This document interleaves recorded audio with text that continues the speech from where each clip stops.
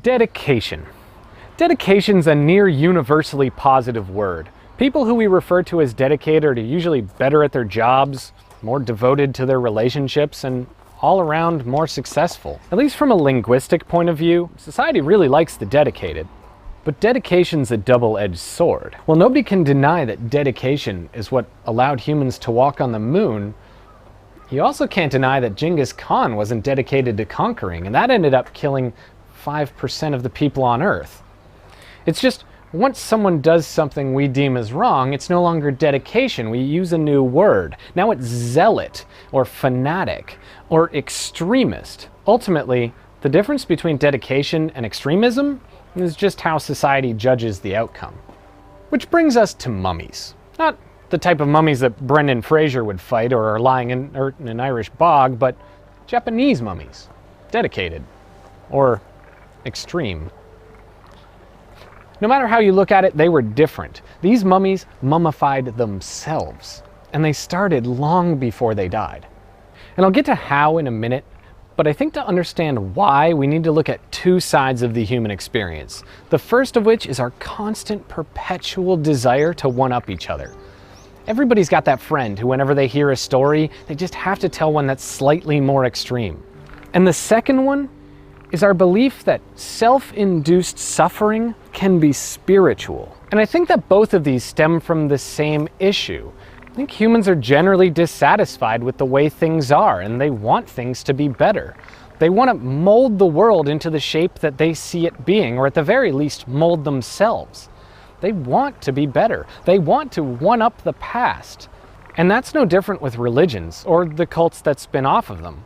What I find really interesting about asceticism is how famous its practitioners become. And with fame, they gain imitators. They gain respect. And the moment that you've opened up this door to respect, this new path, people are going to follow it. It's a path. But they're going to want to one-up it. So if denying yourself pleasure is spiritual, then surely denying yourself more pleasure is more spiritual. That's the basis of asceticism. But how do you deny more than an ascetic? They already live alone in the woods, eating what they can find, completely withdrawn from society. How do you top that? And what's more, if you are an ascetic, what do you do when things get worse? If you believe that your suffering is actually a gift to the world that is helping their suffering, what do you do when their suffering increases? You're already at your max limit. And it's with this background that a man named Shojin created a whole new way to be an ascetic here in Japan. The area he was living in at the time, where we're currently standing, is famous for its mountains. Winters are very harsh, snow lasts on the peaks all year, and food is incredibly scarce. So pretty much perfect for an ascetic in the mid-1000s, but for a mummy, couldn't be worse. It's covered in the mummy's two biggest enemies, water and bugs. I know what you're thinking. You're thinking I'm gonna make another Brendan Fraser joke? I wasn't. If anything, I was gonna make a Tom Cruise joke. But to Shojin, the fact that this was a difficult place to become a mummy just made it all that more enticing. After all, the difficulty was directly linked to how spiritual it was going to be perceived after he died. The moment that he succeeded, he was gonna be famous, at least to other ascetics here in the mountains. But he set a new standard for these ascetics. He started the process of self-mummification. Mummifying yourself isn't easy anywhere, let alone here. It takes intense dedication. It basically forces you to starve yourself. Shojin ate for 1,000 days nuts and berries, and then for the next 1,000 days, pine needles and bark. And he did so because he wanted to completely remove the water content from his body, to virtually starve himself to nothing and make his skin inedible to the bugs that live here, or at the very least poisonous.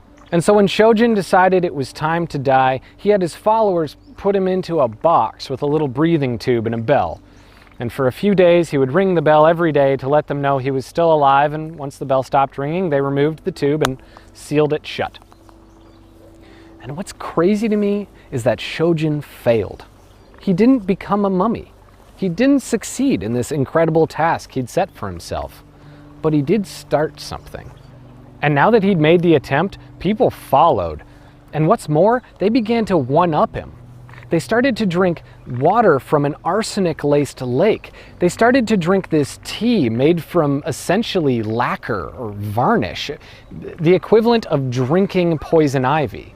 One monk, he even cut out his own eye and threw it in a river because there was a blindness epidemic going on nearby, and he had nothing more to give. And how do you top that? How do you one-up it? 2 eyes? It's the limit. And yet they continued pushing it one by one.